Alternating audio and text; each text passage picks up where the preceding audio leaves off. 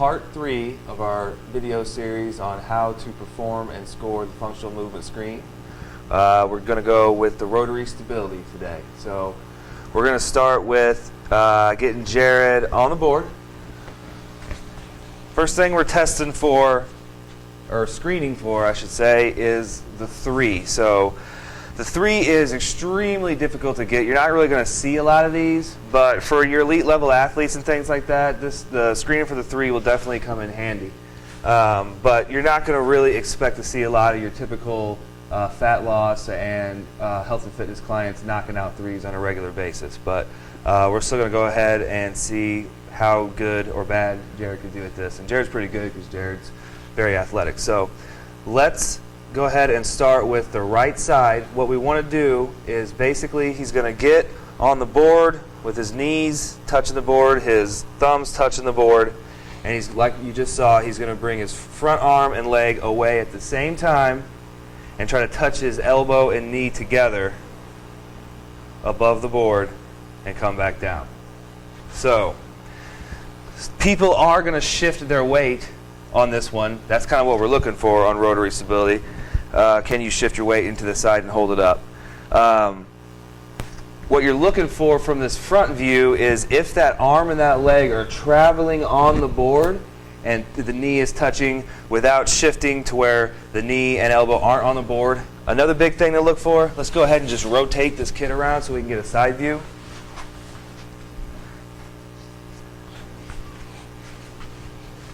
First, we want to make sure they're lined up in proper position. Jared looks great. And we want these toes tucked. And when a lot of people can kind of make it look like they're getting a 3 by dropping that foot down to the side when they do it, just like that. So if they're laying that foot down in order to be able to gain some stability, that's not going to be a 3. Everything needs to be in the same starting position, and that arm and leg just goes out, touches together, and then comes back.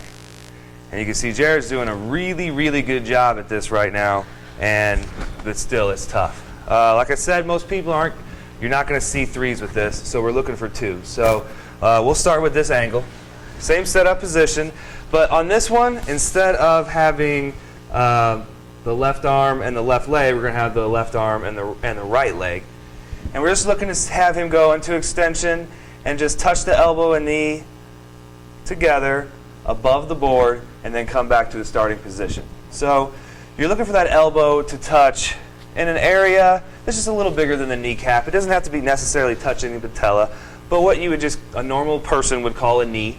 And you just want to make sure you go out into full extension, touch that elbow to the knee, and come down without any major loss of balance, major lumbar extension, or anything like that. So what we're really looking for is just can he hold stable while bringing that out and bringing it together. Good. So if he can do that successfully, it's a 2. If he had, like I said, a major loss of balance, he couldn't make the touch, anything like that, we're going to go ahead and score him a 1. If he had pain, obviously it's a 0, and this is another one of those where we're going to do a little breakout for a pain test. So this is going to be the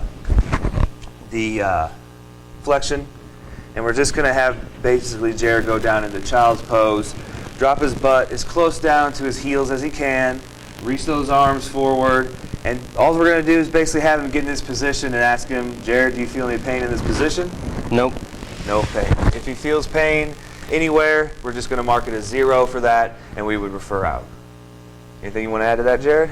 I think you pretty well covered it. Good. So that's the rotary stability.